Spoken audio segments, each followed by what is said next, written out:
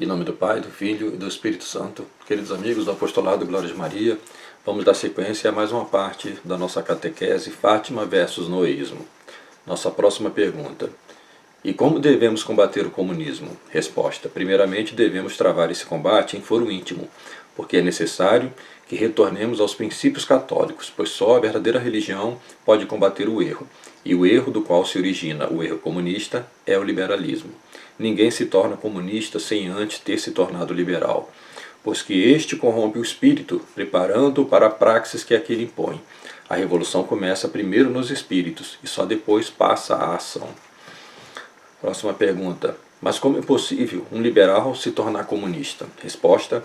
Historicamente, antes foi o católico que se tornou liberal, e desse erro vieram os demais. O católico deve viver essa vida com os olhos voltados para a eternidade. Esse mundo é uma estrada, ou como disse Santa Teresa d'Ávila, uma noite mal dormida e uma péssima estrebaria. É a eternidade que nos aguarda. Ao se voltar excessivamente para os bens terrenos, o católico subverte toda a doutrina que ensina que a plenitude do homem, enquanto imagem do Criador, deve se pôr não na liberdade, mas na contemplação, isto é, no conhecimento amoroso de Deus, ou como nos ensinou o Divino Redentor. Cito a Sagrada Escritura. Abro aspas.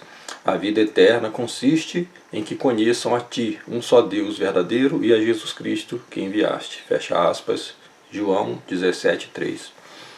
O católico, quando embriagado pelo antropocentrismo, que pôs o homem como fim e glória do Criador, inverte da mesma forma o seu agir, pondo-o acima da contemplação. Se o humanismo pressupõe que Deus alcança a plenitude de sua felicidade pelo libérrimo ato da criação, como se for um artista que se completa ao produzir sua obra-prima, do mesmo modo teria ocorrido a Deus ao produzir o homem. Assim, o homem torna-se imagem perfeita de Deus, não enquanto o contempla, mas enquanto se constitui também ele fazedor e governador das coisas criadas, postas por Deus à sua disposição. Diante, porém, da impossibilidade de atingir o fim que aspira, qual seja a plena felicidade nesse mundo, o liberal se frustra e se ressente, e então assume duas posturas diante desse limite imposto pela realidade, a sua vontade. Ou mergulha na ilusão liberal, que lhe promete os tesouros do mundo, ou então passa a odiar aqueles que possuem os bens que ele julga merecer exclusivamente.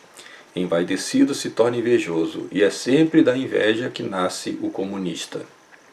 Assim como o criminoso deseja que todos os homens sejam criminosos para que ninguém o julgue, também o comunista deseja que ninguém tenha qualquer bem para que haja a igualdade não apenas na pobreza, mas sobretudo no ódio, porque é impossível que não hajam bens, e o invejoso considera um mal para si o que é um bem para o próximo.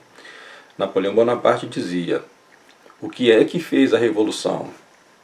A vaidade. Ele mesmo respondia e acrescentava: a liberdade não foi senão um pretexto.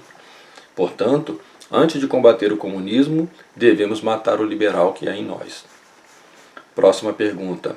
A mensagem de Fátima foi anticomunista? Resposta: acidentalmente sim, mas não essencialmente. Isso quer dizer que o comunismo está entre os erros da Rússia. Nossa Senhora disse em Fátima que a Rússia espalharia seus erros pelo mundo. No entanto, o comunismo não foi o único erro da Rússia que se espalhou pelo mundo.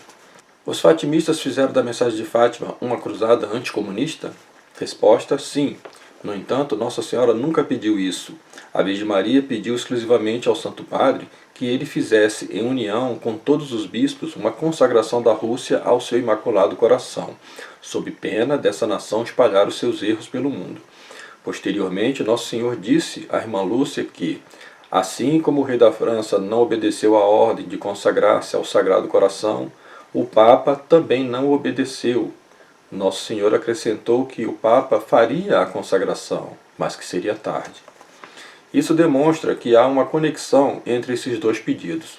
O primeiro, ao rei da França, visava preservar a ordem temporal que, pela não observância do pedido, culminou com a Revolução Francesa e o fim da ordem monárquica na Europa.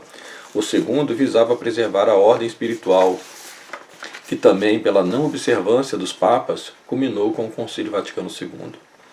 O progressista belga, cardeal Soanes, confessava mais tarde: o concílio foi o 1789 na Igreja. Os fatimistas se apropriaram da mensagem de Fátima para fazer dela a antessala do que eles chamam de Reino de Maria.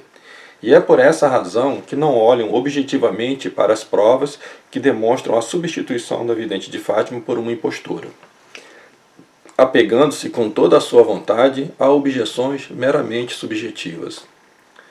Próxima pergunta. Pode nos explicar melhor do que se trata esse Reino de Maria? Resposta. Segundo os fatimistas, Nossa Senhora teria anunciado a aproximação do Reino de Maria através de sua mensagem em Fátima, ao dizer as seguintes palavras, abro aspas, por fim, o meu Imaculado Coração triunfará. O Santo Padre consagrar-me-á a Rússia, que se converterá e será concedido ao mundo algum tempo de paz. Fim da citação, fecho aspas. Os fatimistas compreendem que o comunismo é o impedimento para o triunfo do Imaculado Coração, que por fim triunfará, ou seja, após a vitória final sobre o comunismo, que se consumará quando o Papa consagrar a Rússia ao Imaculado Coração, provocando a conversão do povo russo. Após o triunfo do Imaculado Coração, haverá algum tempo de paz, que eles acreditam ser o Reino de Maria, dito por São Luís Maria Grignon de Montfort.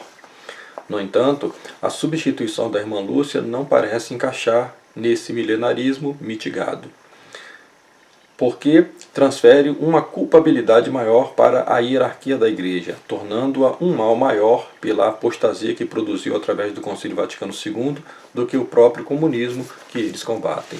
Em nome do Pai, do Filho e do Espírito Santo.